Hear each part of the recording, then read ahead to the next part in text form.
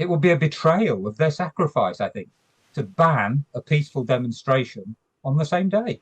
What you've heard there, and what you make of the Prime Minister warning that he wants to hold some really accountable.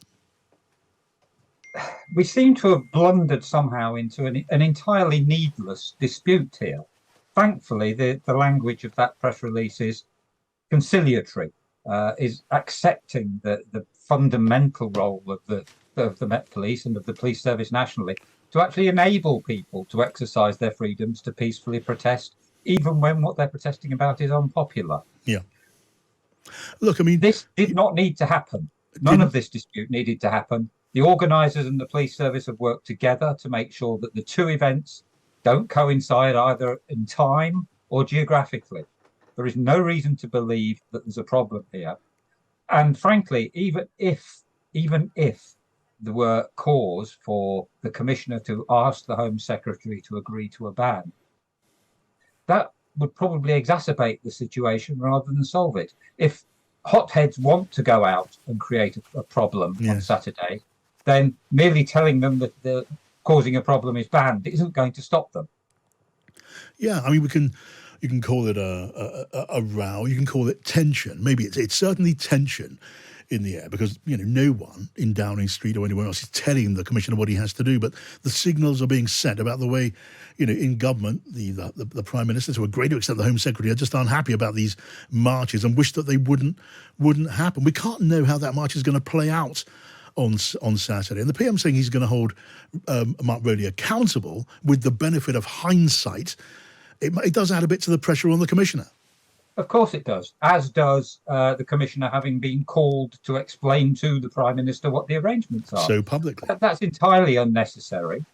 And it places the Commissioner in a very difficult position. If, God forbid, there is a problem on Saturday, I have no doubt there will be some politicians calling for his head.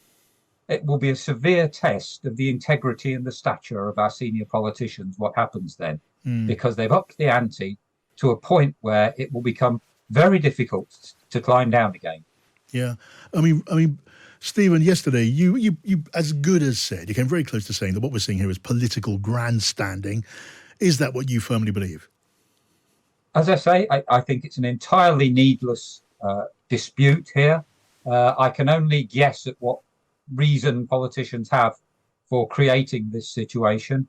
And I think it would be very helpful indeed if they would calm down and butt out of operational policing decisions. Yes. I mean, we did hear, though, in that recent statement just a moment ago from Downing Street, the Prime Minister is recognising the importance of free speech. Well, for goodness sake, that's what these people made a sacrifice for our liberal democracy, to enable disputes like this to be argued out in public peacefully. It would be a betrayal of their sacrifice, I think, to ban a peaceful demonstration on the same day. Yes, I wonder, none of us know how it's going to play out on Saturday when the pro-Palestinian marching goes ahead. If there is disorder, if there is law-breaking, would that mean that Mark Rowley's judgment should be called into question? Or is it simply impossible to say that because none of us are fortune tellers? None of us are fortune tellers. You can never say never. And the Commissioner was very careful when he said, well, the service will do all it can to prevent any sort of disorder. But yes, there is always the possibility of some sort of accident, some sort of misjudgment on the day, unexpected problems. But for the Commissioner to apply for a ban, he has to have hard, credible intelligence in advance.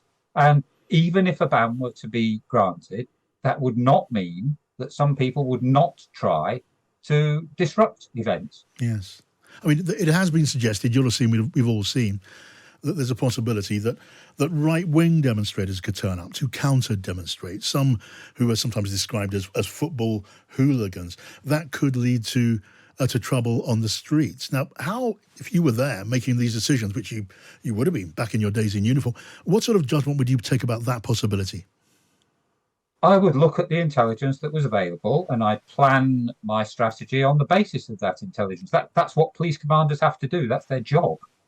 And in all such events like this, there will be reserve officers who are fully equipped to deal with everything up to and including a riot. Yes.